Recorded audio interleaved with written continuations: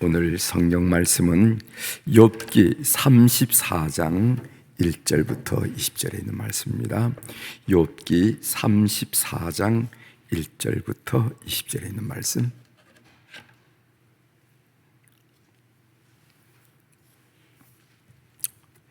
제가 봉독해 드리겠습니다. 욥기 34장 1절입니다. 엘리후가 말하 이르되 지혜 있는 자들아 내 말을 들으며 지식 있는 자들아 내게 귀를 기울이라. 입이 음식물의 맛을 분별함같이 귀가 말을 분별하나니 우리가 정의를 가려내고 무엇이 선한가 우리끼리 알아보자. 욥이 말하기를 내가 의로우나 하나님이 내 의를 부인하셨고 내가 정당함에도 거짓말쟁이를 하였고 나는 허물이 없으나 화살로 상처를 입었노라 하니 어떤 사람이 욥과 같으랴. 욥이 비방하기를 물 마시듯 하며 악한 일을 하는 자들과 한패가 되어 악인과 함께 다니면서 이르기를 사람이 하나님을 기뻐하나 무익하다 하는구나. 그러므로 너희 총명한 자들아 내 말을 들으라. 하나님은 악을 행하지 아니하시며 전능자는 결코 불의를 행하지 아니하시고 사람의 행위를 따라 갚으사 각각 그의 행위대로 받게 하시나니 진실로 하나님은 악을 행하지 아니하시며 전능자는 공의를 굽히지 아니하시느니라. 누가 땅을 그에게 맡기느냐 누가 온 세상을 그에게 맡기느냐. 그가 만일 뜻을 정하시고 그의 영과 목숨을 거두실진대 모든 육체가 다 함께 죽으며 사람은 흙으로 돌아가리라. 만일 내가 총명이 있거든 이것을 들으며 내 말소리에 귀를 기울이라. 정의를 미워하시는 이시라면 어찌 그대를 다스리시겠느냐. 의롭고 전능하신 이를 그대가 정죄하겠느냐. 그는 왕에게도 무용지물이라 하시며 지도자들에게도 악하다 하시며 고관을 애모로 대하지 아니하시며 가난한 자들 앞에서 부자의 낯을 세워주지 아니하시나니 이는 그들이 다 그의 손으로 지으신 바가 됨이라. 그들은 한밤중에 순식간에 죽나니 백성은 떨며 사라지고 세력 있는 자도 사람의 손을 빌리지 않고 제거함을 당하느니라. 아멘. 20절까지 함께 읽었습니다.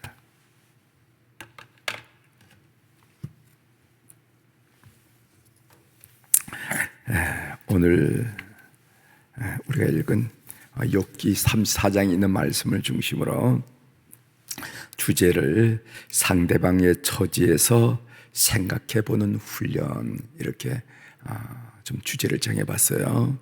어떤 사안을 또 남에게 충고라든가 또 이렇게 좋은 말을 할 때 상대방의 처지에서 내가 저런 처지에 있다면은, 내가 저런 입장에 있다면은 하는 그런 상대방의 처지에서 생각해보는 훈련을 해나가자 하는 그런 의미입니다.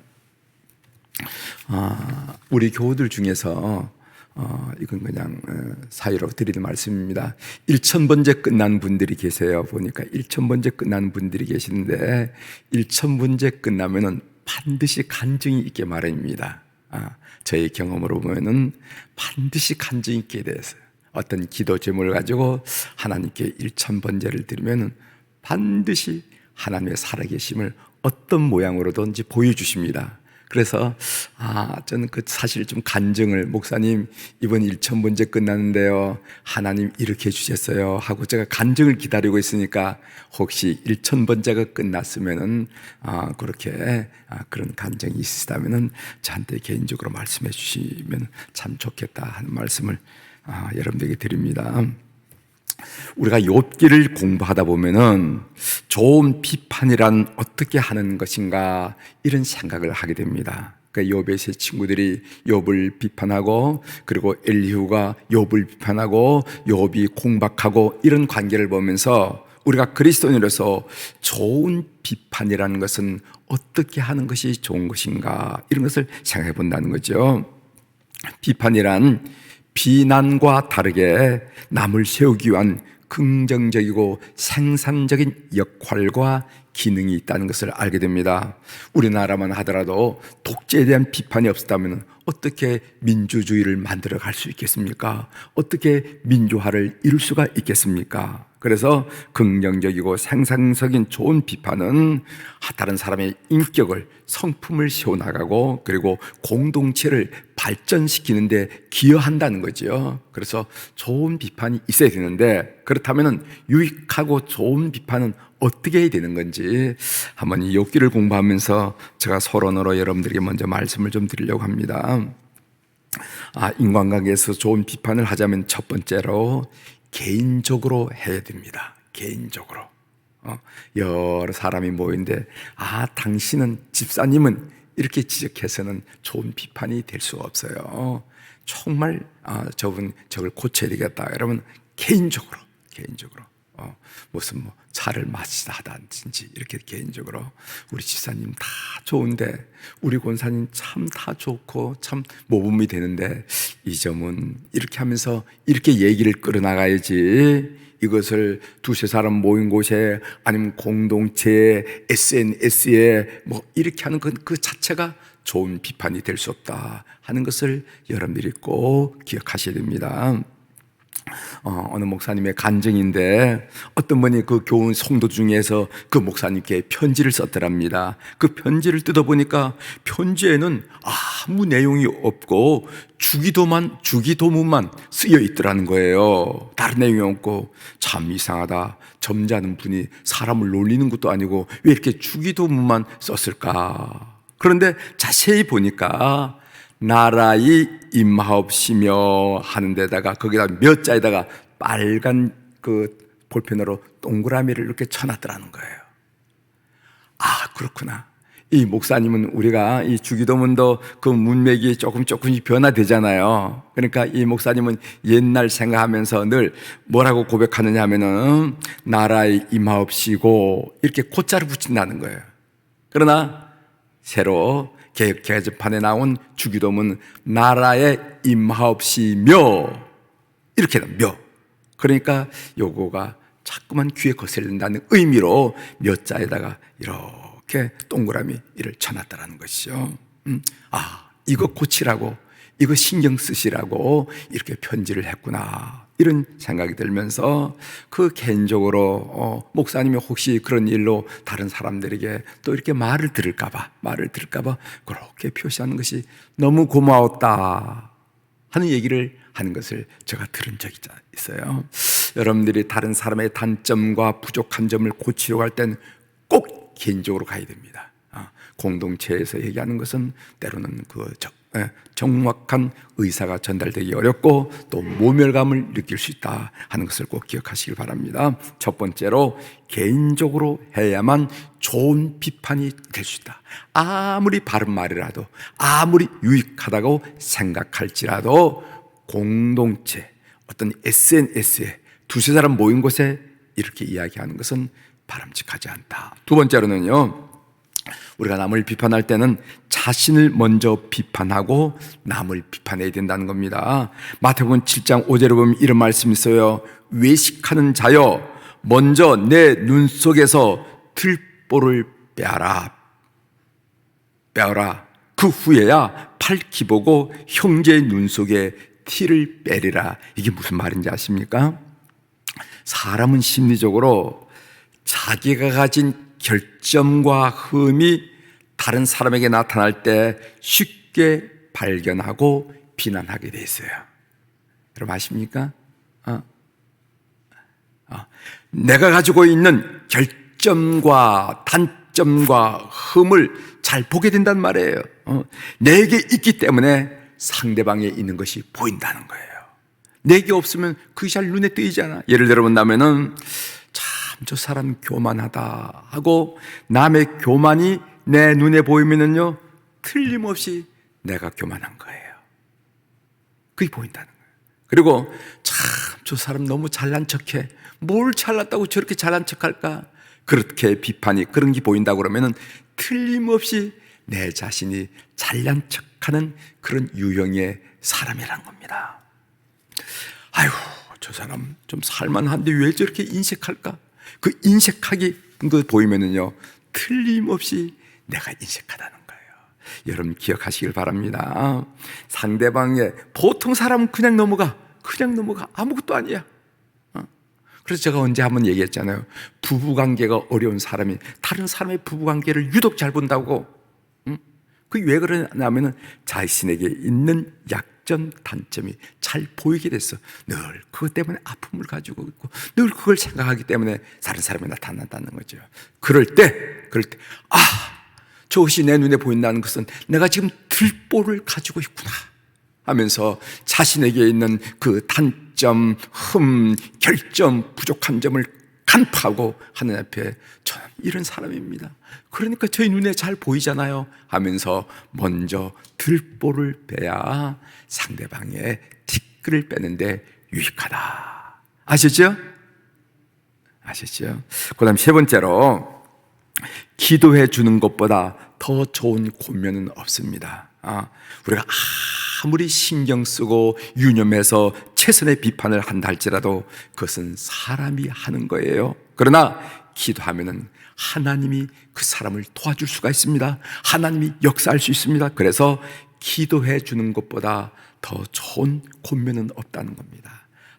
저분이 참 리더로서 저런 약점이 눈에 보이는구나.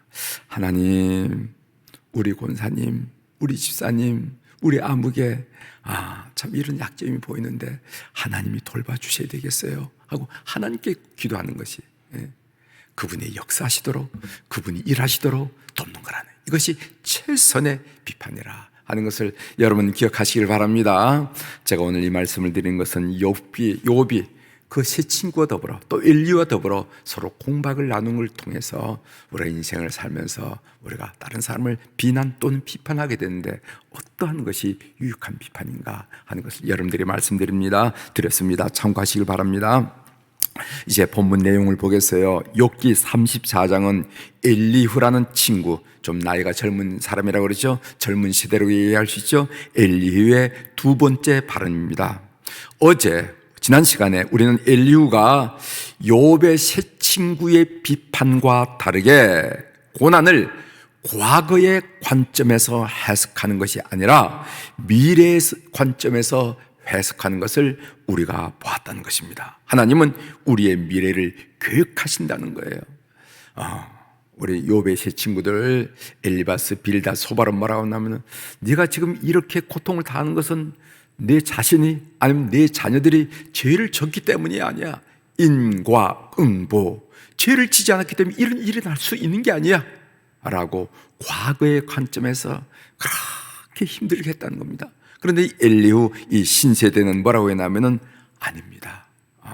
하나님께서 욥에게 이런 고통을 주시는 것은 그것은 앞으로 욥에게 뭔가 선한 기대가 있기 때문에 그렇습니다. 하나님의 계획을 봅시다 하고 나가는 것을 어제 배웠습니다. 그렇다면은 우리는 고난의 와중에서 하나님에 대해서 어떤 태도를 취해야 할까요?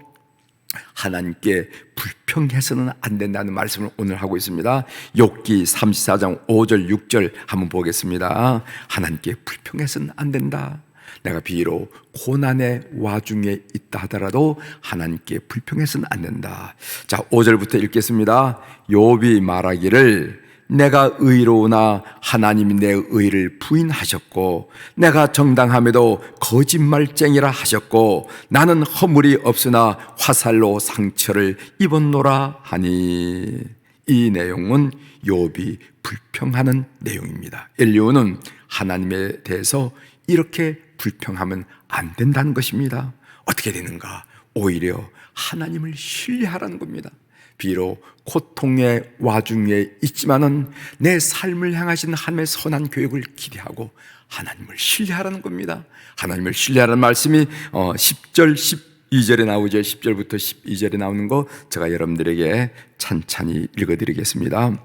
욥기 34장 10절입니다. 그러므로 너희 총명한 자들아 내 말을 들으라. 하나님은 악을 행하지 아니하시며 전능자는 결코 불의를 행하지 아니하시고 사람의 행위를 따라 갚으사 각각 그의 행위대로 받게 하시나니 진실로 하나님은 악을 행하지 아니하시며 전능자는 공의를 굽히지 아니하시니라. 엘리후가 강조하는 내용은 무엇인가 하면은 우리의 미래를 계획하신 하나님이시기에 설령 고난이 닥쳐온다 할지라도 하나님을 신뢰해야 된다 하는 말입니다. 여러분 꼭 그렇게 되기를 바랍니다. 엘리의 탁월한 이야기예요. 인류의 탁월한 이야기예요. 비록 고난을 경험하고 고난의 와중에 있고 고난이 닥친다 하더라도 하나님을 신뢰해야 된다 하는 거예요. 이런 삶의 태도를 인류는 뭐라고 말했냐면은 지혜라는 말로 말했고 분별이라는 말로 말했고 총명이라는 말로 했습니다. 오늘 본문에 보면 이런 단어가 반복해서 나오는데 2절에 봐도 그렇고 3절, 10절, 16절에 보면은 지혜, 분별, 총명. 어떤 사람이 지혜로운 사람인가? 어떤 사람이 분별력 있는 사람인가? 어떤 사람이 총명한 사람인가? 고난의 와중에서도 우리의 미래를 계획하신 하나님을 신뢰할 줄 아는 사람, 이 사람이 총명한 사람이고 이 사람이 분별력 있는 사람이고 이 사람이 지혜 있는 사람이라. 예를 들어 16절을 한번 읽어드리겠습니다. 16절 만일 내가 총명이 있거든 이것을 들으며 내 말소리에 귀를 기울이라. 그만큼 엘리야는 자신의 주장에 대해서 자신감을 가지고 있습니다. 그런데 중요한 것은 이것입니다. 중요한 것이 무엇인가? 그 지혜가 다른 사람에게 도움이 되려고 한다면은 다른 사람의 입장을 충분히 헤아려 줘야 된다는 거예요. 이것을 보고 역지사지라 이렇게 얘기하죠. 역지사지라 하는 말이 있잖아요. 이 말은 무슨 말이냐 하면은 처지를 서로 바꾸고 생각하는 겁니다. 내가 말하기 전에 말을 듣는 사람의 처지에서 한번 생각해 보고 그래서 처지를 서로 바꾸어 생각하는 것을 보고 역지사지 정신, 역지사지해라 이렇게 얘기하는 거죠. 상대방의 처지에서 생각해 보는 것을 말합니다. 이 역지사지가 안 되면은 사실 말은 맞는 말이지만은 상대방에게 도움을 주지 못한다는 거예요. 이거 지금 본문이 우리에게 가르치고 있습니다. 엘리후의 주장이 맞는 말이지만은 욥에게 있어서는 전혀 도움이 되지 않는 이유가 뭐냐? 엘리후가 역지사지의 자세를 갖지 못하기 때문이라는 겁니다. 우리 7절, 8절, 9절 제가 읽어드리겠어요. 엘리후가 욥에 대해서 역지사지를 갖지 못한 이유, 욥의 생각과 처지를 이해하지 못한 이유, 헤아리지 못한 이유 제가 보겠습니다. 욥기 34장 7절 어떤 사람이 욥과 같으라. 벌써 욥을 조롱하죠. 어떤 사람이 욥과 같으랴. 욥이 비방하기를 물 마시듯이 하며 욥이 비방하는 것을 물 마시듯이 그냥 쉽게 한다는 겁니다. 그러나 욥은 그런 사람이 아니었어요. 8절 악한 일을 하는 자들과 한패가 되어 악인과 함께 다니면서 언제 욥이 그런 적이 있습니까? 언제 악한 사람과 한패가 되어서 악인과 함께 다닌 적이 있습니까? 9절 이르기를 사람이 하나님을 기뻐하나 무익하다 하는도다. 하나님의 기쁨을 위해서 우리가 살고 있으나 참 그거 무익한 짓이야, 어리석은 짓이야, 그렇게 말한 적이 어디 있냐 말이죠. 하면서 이런 이야기를 엘리후가 지금 하고 있다는 거예요. 이 말은 무슨 말인가 하면은, 무슨 말이냐면 엘리후가 욥의 처지를 진실로 헤아리지 않았다는 겁니다. 않았다는 거예요. 이것을 오늘 우리들에게 교훈하는 것입니다. 삶의 적용으로 말씀드리겠어요.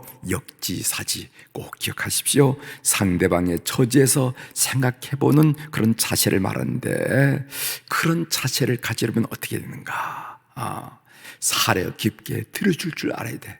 남의 얘기를 무슨 첫마디도 나오기 전에 딱 끊어버리고 내 얘기하면 안 되고, 상상하고 편견 가지고 선입견 가지고 얘기하면 안 되고 끝까지 사려 깊게 들어주는 태도고, 두 번째로는 하나님이 무엇이라 하셨는지 기도하고 격려한 태도. 내가 얘기 다 들었는데 우리 한번 기도해 보자고.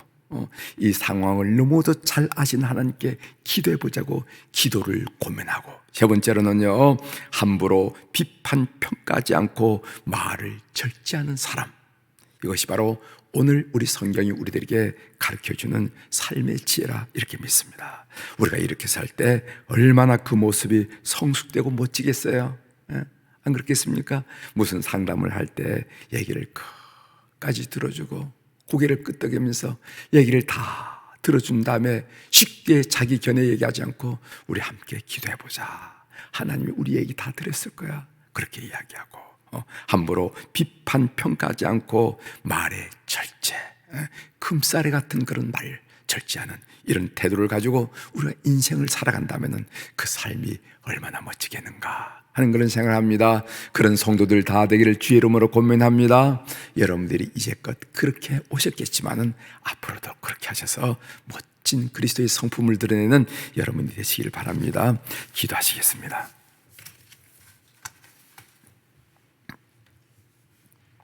하나님 아버지, 오늘 엘리후의 비판을 우리가 묵상하는 가운데 역지사지라 하는 생각을 했습니다.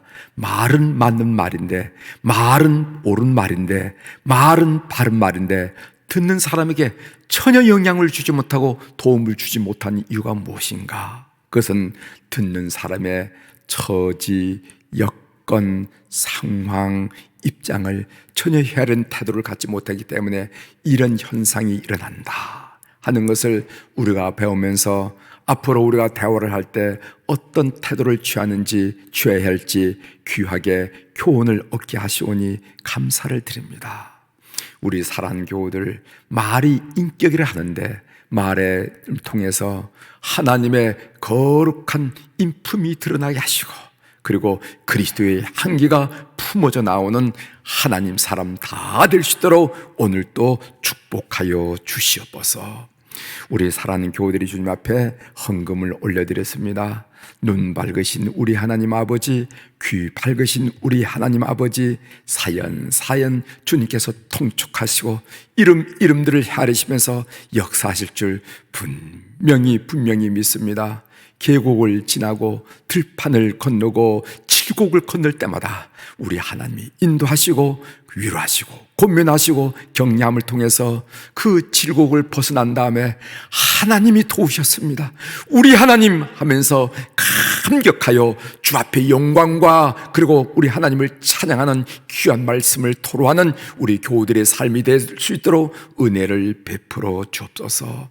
오늘 또 이렇게 날씨가 추워지는데 우리 환우들을 위하여 다시 한번 주님 앞에 올려드립니다. 병원에서 가정에서 치료받고 가려받고 있는 우리 사랑하는 교우들 오늘 또 기억하여 주시고 이 새벽에 주님 총총히 방문하여 주옵소서.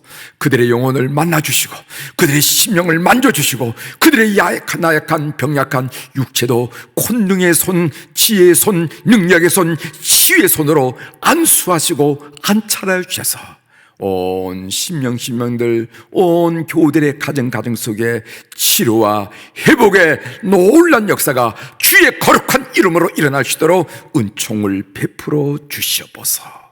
하나님, 우리 안나, 모세, 우리 선교 회원들을 비롯해서 우리 교우들 선교왔던 어른들을 축복하며 기도합니다.